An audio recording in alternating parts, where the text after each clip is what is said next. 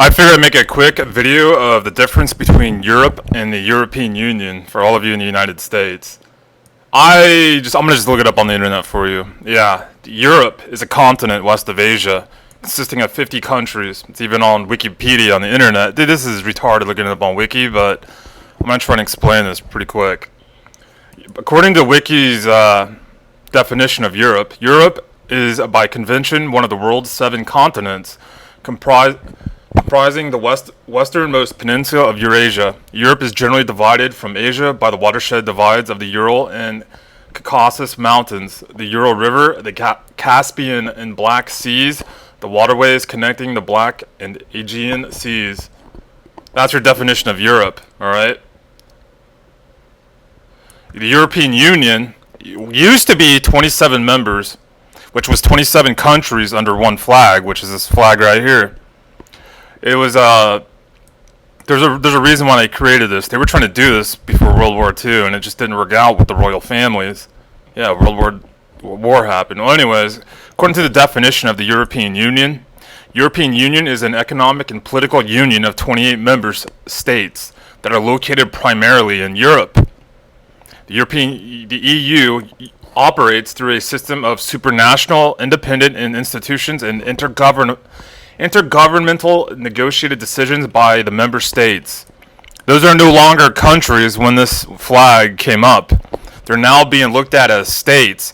It used to be 27 states. I've been keeping track of this.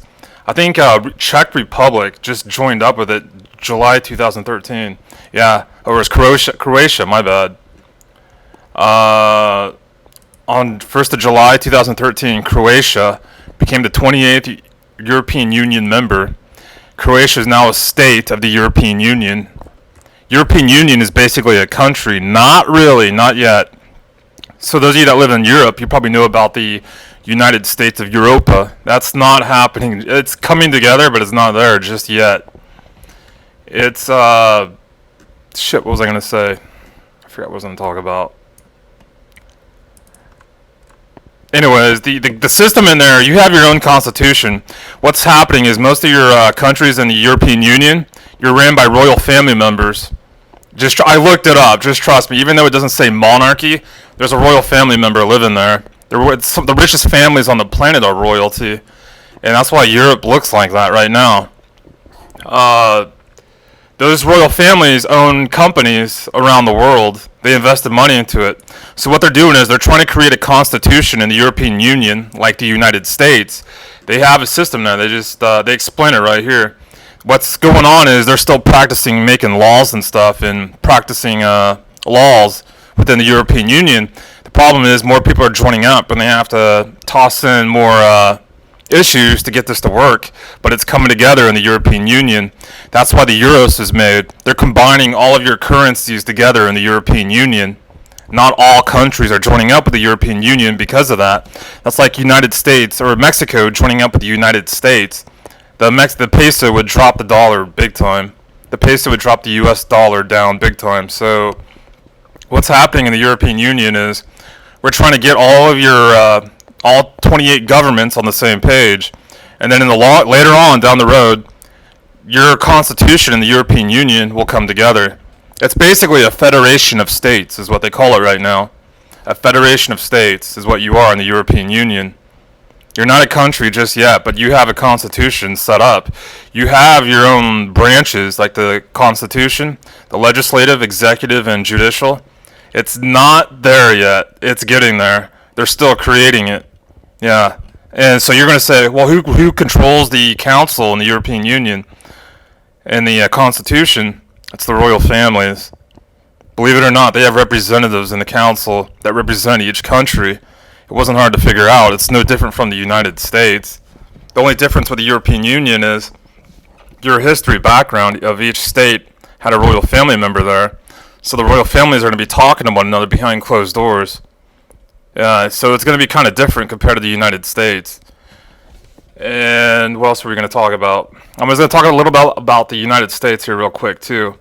According to the Central Intelligence Agency World Fact Book about the United States, there's about 300 million people that live here. Because there's a lot of people worried about the dollar here, right? So let's see how many people live here real quick. Population in the United States is about 300 million as of July 2013 when they did a calculation. All right, there's this many people here, about 300 million, all right? 300 million people live in the United States as of July 2013. Now, out of that 300 million, let's say each of you pay $200 for taxes. How much was that? 300 million, and each of you pay $200. So is that about $60 billion? That's right? That's how they set this up. It's not hard to figure out. We would never use your tax money to pay back China. This is where your tax money actually goes. 57% of that 60 billion, if each of you paid $200 in the United States out of that 300 million people that live here, 57% goes to the military. 1% goes to food and agriculture. 2% goes to transportation. 2% goes to labor. 3% goes to science. 3% goes to energy and environment. Yeah, and so on. You see how this works, right? 5% goes to veteran affairs benefits, 6% government, 6% education. That's where your tax money is going. This might not be everything, but yeah, this is just about it right here, all right? This is where all your tax money is going. We don't use your tax money to pay back other countries, even though you have national affairs here. That's not what that small percent isn't going to. That 4% is not going to pay back China. So I'm going to stop here and I'm going to say, how are we going to pay back China? Or I mean, how is the United States going to pay back China? I already kind of figured it out. It's not hard to figure out. So I'm going to ask all of you in the United States, how are you going to pay back China?